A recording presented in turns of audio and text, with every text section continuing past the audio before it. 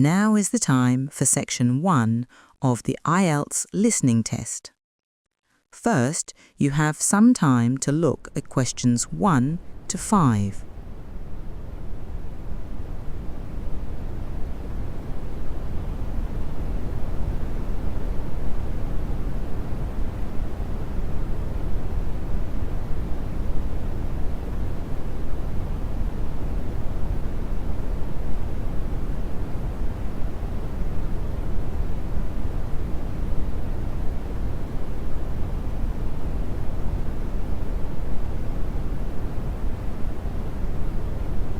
Now listen carefully and answer questions 1 to 5.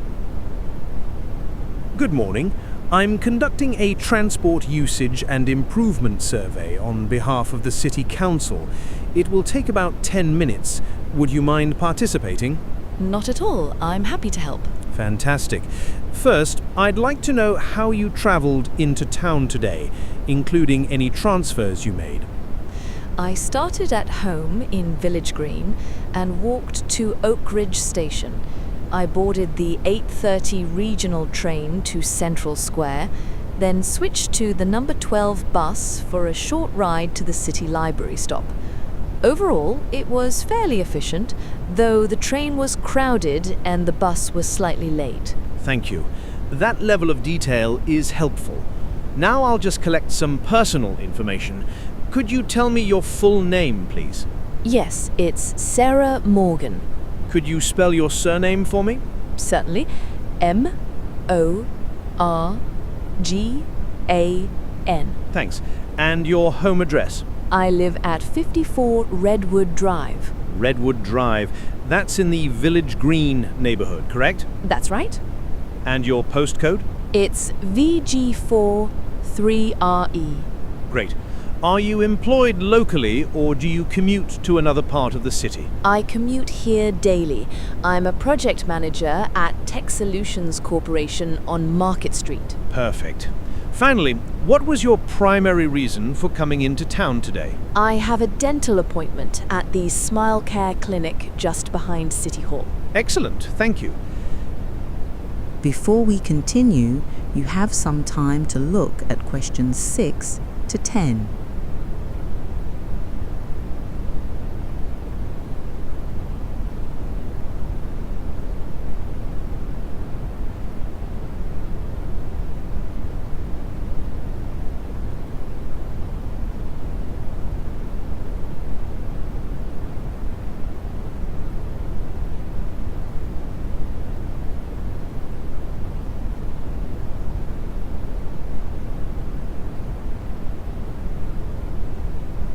Now listen carefully and answer questions 6 to 10.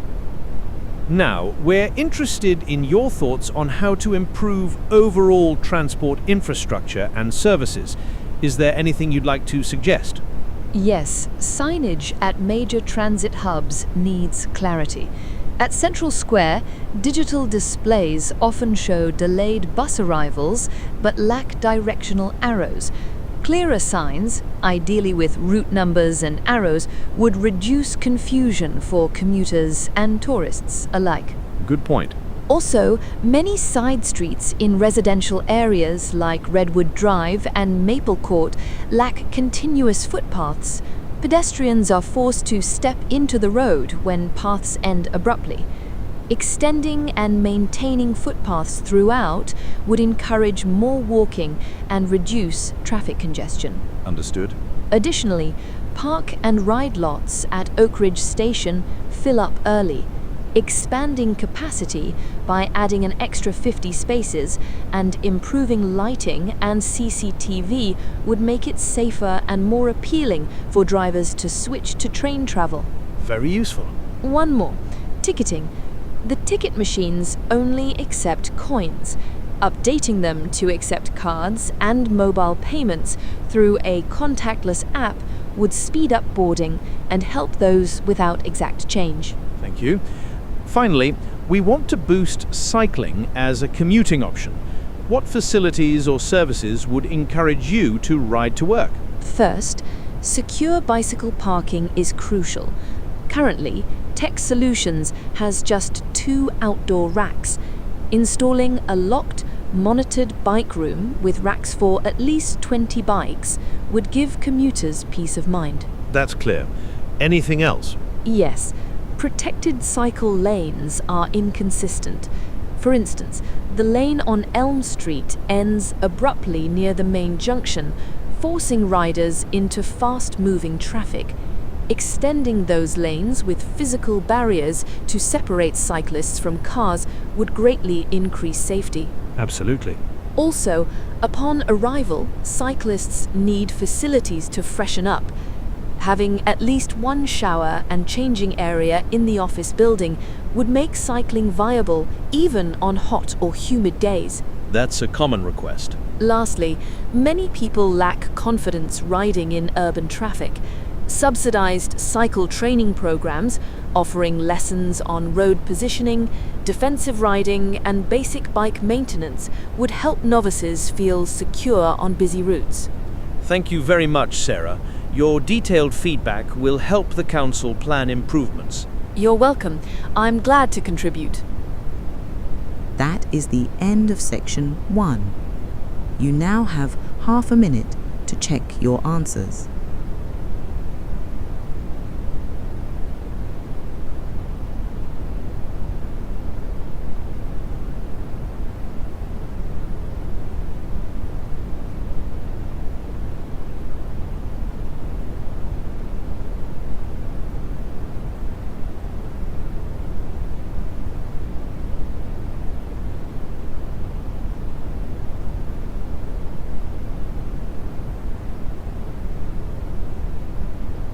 Now is the time for section 2 of the IELTS Listening Test.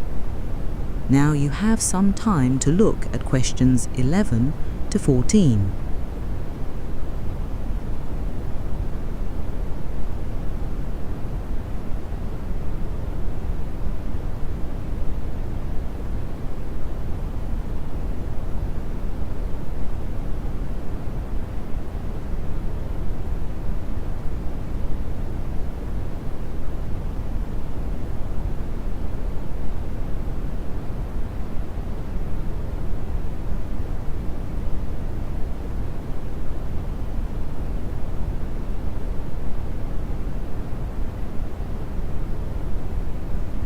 Now listen carefully and answer questions 11 to 14. Good afternoon. I'm delighted to share details of 2 exciting new projects that are set to transform our city: the Riverside Community Library and the Greenway Sports Complex. Both initiatives grew directly from the ideas you shared during last year's citywide consultation, and they are being funded by the Urban Renewal Trust, URT. Let's begin with the Riverside Community Library. For many years, residents have requested a modern library space that combines traditional books with digital learning zones. When the old Riverside Reading Room closed in the 1980s, the city lost its only public library on this side of town. Architect Marco Alvarez has been commissioned to design a striking glass and steel building that reflects the river's gentle curves while incorporating sustainable materials. One of the building's most innovative features is its rooftop rainwater harvesting system, which collects and filters precipitation to flush toilets and water indoor plants, a first for any public building in our region. There has been some debate in local media about parking availability, but the architects have reassured the public that an underground car park for 120 vehicles plus 20 bike racks will be provided. Moreover, the library's opening hours have been extended beyond the norm. It will be open 7 days a week from 8 a.m. until 10 p.m., catering to students, remote workers, and families alike. We remain firmly on track for the grand opening on September 1st, and preliminary cost estimates are well within the URT's budget allocation, thanks in part to competitive bids from 3 local construction firms. On opening day, we will welcome acclaimed children's author Vivian Chen to cut the ribbon. Inside the library, visitors can enjoy a dedicated storytelling corner, complete with comfortable beanbags and interactive projectors that bring stories to life. A panel of community volunteers will curate a small art display in the entrance foyer, showcasing the work of local school children. There will also be a naming competition for the library's main reading hall. You will soon receive ballots allowing you to choose from Riverbank Hall, Harbour View Hall, or Community Commons. Before we continue, you have some time to look at questions 15 to 20.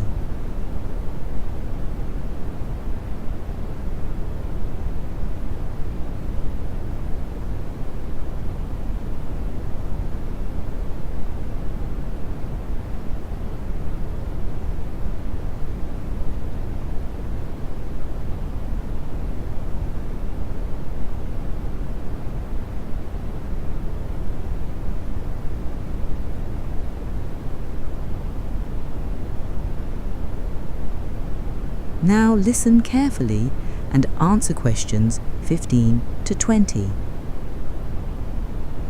Now, turning to our second project, the Greenway Sports Complex, which is built on the site of the old scrapyard near Westbrook Park. I'm pleased to announce that this facility has already been awarded the National Green Building Award for its eco-friendly design. The complex is organised around the concept of active zones, each representing a different type of sport or fitness activity. For example, the indoor fitness zone features climbing walls shaped like mountain peaks, challenging both beginners and experienced climbers. Adjacent to the climbing area is the aquatic zone, where there are 2 swimming pools, one Olympic-size lane pool for serious swimmers, and a leisure pool with wave simulation for families. Innovative LED-lit lanes adjust automatically to show swimmers their pace, and water temperature is maintained through a geothermal heating system that reduces energy consumption by 40% compared to conventional heating. Next, the multi-sport arena hosts basketball, badminton, and indoor soccer. When not in use, it can be partitioned into smaller courts for community classes. The designers debated whether to include a squash court, but ultimately decided the space would serve more people as a fitness studio, offering yoga and spin classes. The fitness studio's mirrored walls are actually smart glass that can switch to opaque for privacy during classes. Outside, you will find the outdoor fields, where we've included a full-size artificial turf pitch for football and field hockey, plus a half-sized pitch with adjustable markings for lacrosse or ultimate frisbee. Spectators will enjoy a 300-seat stand with covered roofing, ensuring games can proceed in any weather. A network of footpaths and cycle trails links the sports complex to Westbrook Park, encouraging visitors to walk or cycle rather than drive. Finally, there is a wellness garden at the heart of the complex, a tranquil space planted with native shrubs and wildflowers. Benches made from reclaimed wood line winding paths, and a small outdoor stage has been constructed for fitness demonstrations and community performances. The garden's irrigation is supplied by treated grey water from the complex's showers and faucets. The official opening of the Greenway Sports Complex is scheduled for October 10th. We hope everyone will join us for guided tours, free taster classes, and a community barbecue. These 2 new amenities promise to enrich city life, fostering both learning and healthy living for residents of all ages. Make sure to mark your calendars and be part of these celebrations. That is the end of section 2. You now have half a minute to check your answers.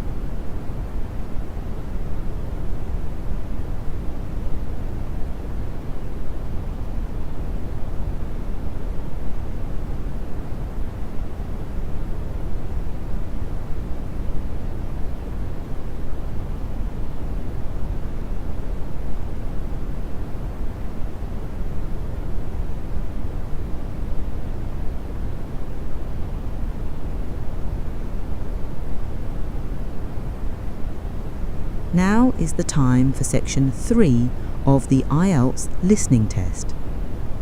First, you have some time to look at questions 21 to 24.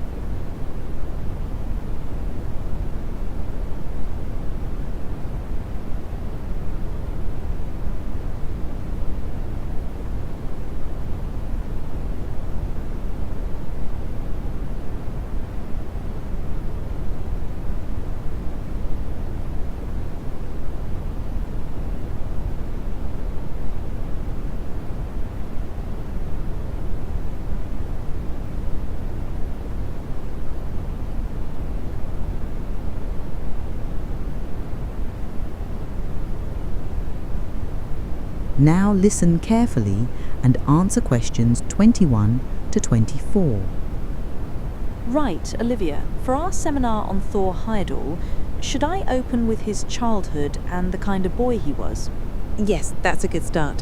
Why don't you describe his early interests and hobbies, especially his passion for collecting unusual objects and his love of climbing? Absolutely. As a young boy growing up in Larvik, Norway, Heyerdahl displayed two remarkable hobbies. Firstly, he collected natural specimens, seashells, insects, driftwood, even fragments of ancient pottery he found on local beaches. He organized them meticulously in display cases in his bedroom, which he proudly called "my little museum." Secondly, from around age 12, he taught himself to climb the rocky cliffs overlooking the fjord. While other children played in the town square, he would scale steep walls and crevices, convinced that every summit revealed something new about the earth. That's perfect. It's noteworthy that, unlike many of his peers who followed family traditions, his father was an army officer, Heyerdahl preferred forging his own path. He neither joined his father on shooting excursions nor on formal school clubs, but rather spent weekends exploring nature on his own terms. Right. His mother, a school teacher, nurtured his curiosity by reading him tales of Arctic adventures and expeditions by explorers like Otto Sverdrup, which further fueled his determination to become an explorer himself. By the time he entered university, he already aimed to understand how environment shapes human societies. That leads us neatly into his decision after graduating. Should we move on to discuss his first experimental living project? Yes. After university, he married his classmate, Liv Couchran Torp, and together they decided to live for a year on a remote island in the Indian Ocean. Their goal was twofold: to experience life in an isolated setting and to study how extreme weather conditions affected the daily routines and survival strategies of island inhabitants. Good. And before they set out, they underwent rigorous training, learning essential survival skills such as building shelters from driftwood, collecting and purifying water, and navigating by stars. They believed these skills would allow them to live sustainably, cut off from modern conveniences, relying solely on local materials. Before we continue, you have some time to look at questions 25 to 30.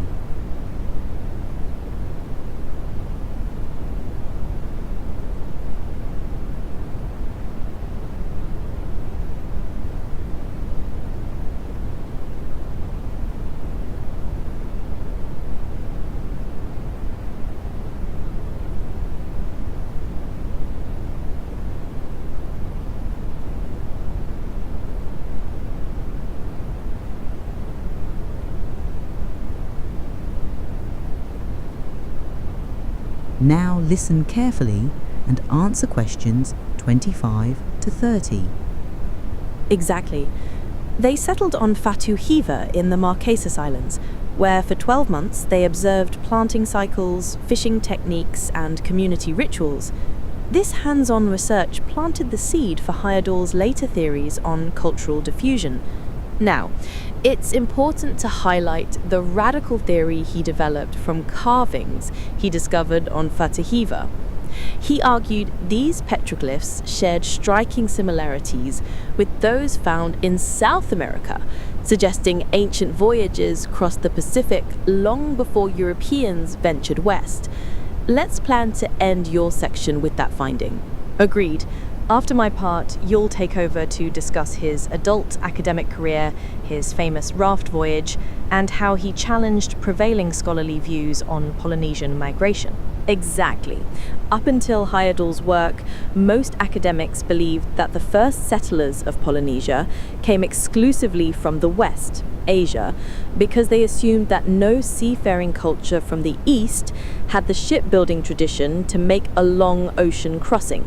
Yes, they said that the vast distances and absence of large-scale ship construction in eastern coastal societies made east-to-west migration impossible. But Heyerdahl noted that while these communities lacked big ships, they did build sturdy rafts and canoes, craft used for coastal and river travel. Combined with prevailing currents and seasonal wind patterns, he hypothesized such vessels could drift toward Polynesia. This hypothesis led directly to his most famous adventure, the Kon-Tiki expedition. Sometimes I wonder if part of his motivation was personal, to prove he could accomplish a spectacular feat of endurance. I think his primary aim was scientific, that is, to test his hypothesis under real conditions. He wanted empirical evidence to support or refute his theory of east-to-west migration. And when he resumed work after the war, he devoted himself to planning Kon-Tiki. There's no record that he was motivated by a race against other explorers. Instead, he insisted on building the raft using only the same materials and techniques available to pre-Columbian South Americans. That authenticity was crucial, and during the journey, they kept detailed logs of speed, direction, and drift patterns. In total, Kon-Tiki took 97 days to sail from Peru to the reef of Roroya in the Tuamatu archipelago. After Kon-Tiki, Heyerdahl continued traveling. It's often said he then went to Easter Island to investigate the famous Moai statues. I think he sailed there on a boat made of balsa wood. Actually, that reed boat voyage was experiments in Egypt. On Easter Island, he traveled aboard a motorized vessel. His purpose on Rapa Nui was to meet with local artisans, study their carving techniques, and even attempt to carve a small statue himself to understand the process better. Right. Immersive archaeology at its best. Although many of his migration theories have been disproven by later genetic and linguistic research, his legacy endures in practical archaeology, what some call experimental archaeology, because he demonstrated the value of hands-on reconstructions. Indeed, he pioneered a methodology where researchers recreate historical technologies to gain insights, bridging theory and practice. In closing, we should mention his key publications, especially William Oliver's biography, which remains a comprehensive source. Yes, I'll prepare a slide on our references. I based much of my presentation on The Life and Work of Thor Heyerdahl by William Oliver. His documentation of Heyerdahl's methods is thorough, but I must admit I found his writing style rather dated and verbose. I agree, though rich in detail, it could benefit from a modern, concise update. Now, shall we rehearse transitions between our sections? That is the end of section 3. You now have half a minute to check your answers.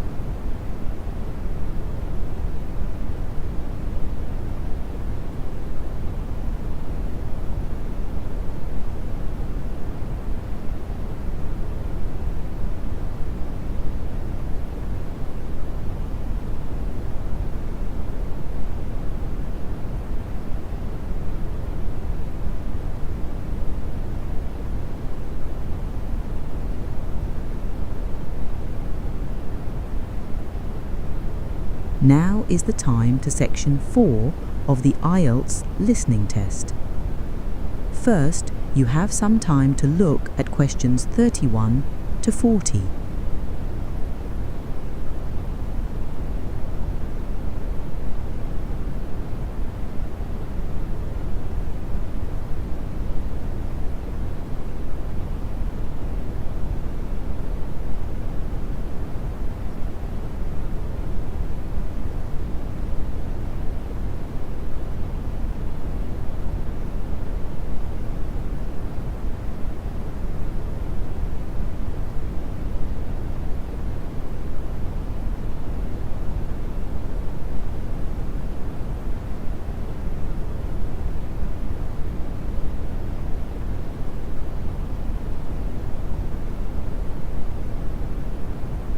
Now listen carefully and answer questions 31 to 40.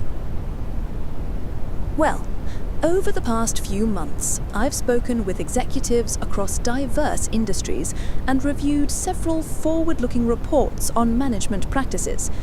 Today, I'd like to share some observations about how managerial activities are likely to evolve over the next decade.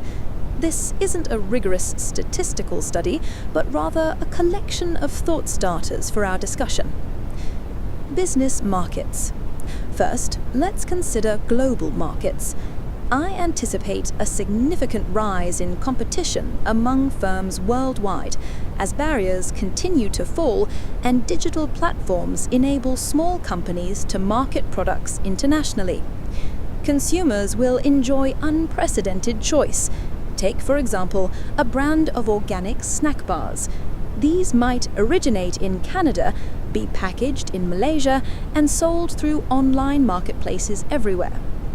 At the same time, mergers and acquisitions are shifting influence away from national governments toward large multinational corporations. We've already seen a handful of conglomerates amass resources that rival the budgets of some small nations. Finally, the rapid growth of emerging economies such as India, Brazil, and Nigeria is driving up demand for raw materials, energy, and infrastructure. This intensifying demand is placing new strains on global supply chains and creating ripple effects in resource allocation. External influences on businesses. Second, companies are increasingly reaching outward for insights before launching new products. Unlike traditional models where firms built goods in isolation and then marketed them, today's organizations often involve customers in co-creation workshops, online communities, and beta testing programs. By consulting end users during product design, businesses can reduce development risks and better align offerings with real needs. Additionally, heightened environmental awareness is forcing many manufacturers to extend product life cycles, adopt circular economy principles, and consider more stringent regulations on emissions and waste disposal. In several jurisdictions, we're already seeing legislation that mandates take-back schemes for electronics and incentives for eco-design. Business structures. Third, internal structures are becoming more fluid.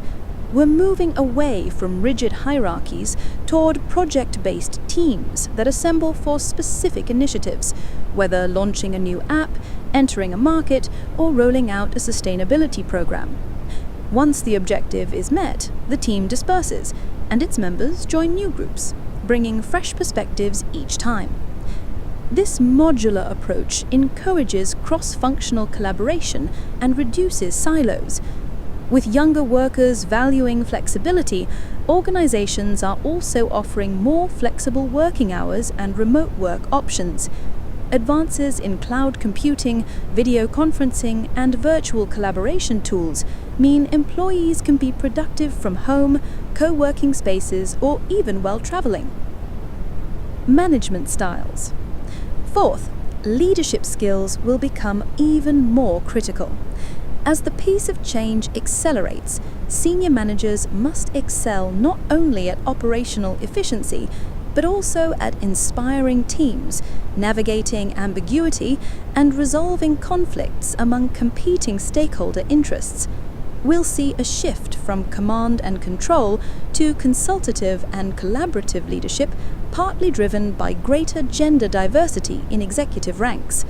As more women ascend to senior roles, research suggests organizations will adopt more inclusive decision-making styles, valuing empathy and collective intelligence alongside traditional metrics of performance.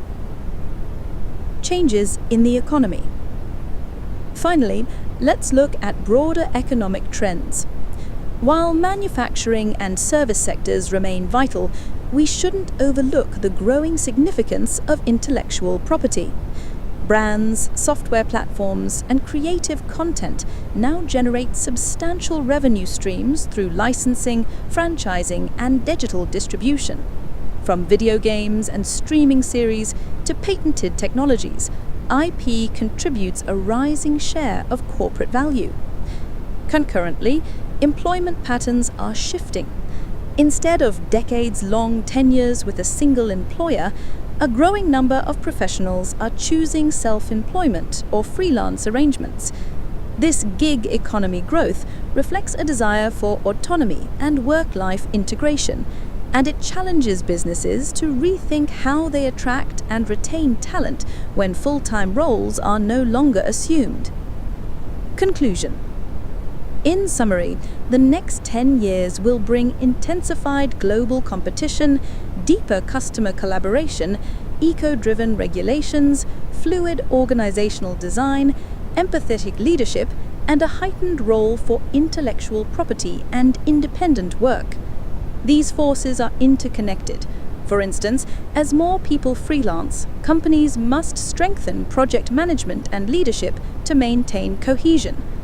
Likewise, environmental pressures will influence supply chain strategies and market positioning. I invite you now to discuss which of these trends you find most compelling or concerning, and to explore how our own organization might adapt proactively. That is the end of the IELTS listening test. You now have half a minute to check your answers.